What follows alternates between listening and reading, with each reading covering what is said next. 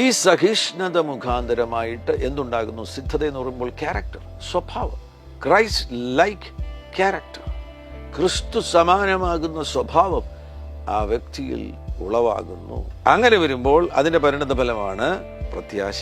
Character നൽകുന്നൊരു കാര്യമാണ്. എല്ലാ കാര്യങ്ങളിലും പ്രത്യാശിക്കുവാൻ കഴിയും. ഏത് പ്രതിസന്ധി വരുമ്പോഴും പ്രത്യാശിക്കുവാൻ കഴിയും. പ്രത്യാശിക്കുന്ന നിലവാരത്തിലേക്ക് ആ വ്യക്തി എത്തിച്ചേരുമ്പോൾ, അങ്ങനെ വരുമ്പോൾ ആ വ്യക്തിക്ക് കഷ്ടങ്ങളിലും പ്രശംസിക്കാം. വന്നിരിക്കുന്ന ഈ ബുദ്ധിമുട്ടുകൾ, ഈ കഷ്ടങ്ങൾ എനിക്ക് അനുഗ്രഹമായി തീർന്നു, എനിക്ക് ക്രിസ്തു സമാനമാകുന്ന സ്വഭാവം ലഭ്യമായി, അത് മുഖാന്തരം എനിക്ക് പ്രത്യാശ ലഭ്യമായി, ഞാൻ പ്രത്യാശയുള്ളൊരു വ്യക്തിയാണ്.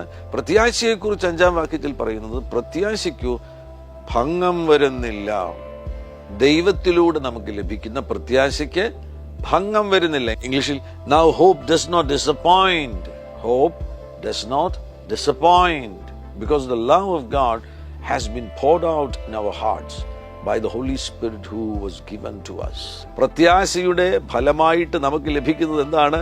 ദൈവത്തിൻ്റെ സ്നേഹം പരിശുദ്ധാത്മാവിനാൽ നമ്മളുടെ ഹൃദയങ്ങളിലേക്ക് പകരപ്പെടുകയാണ്.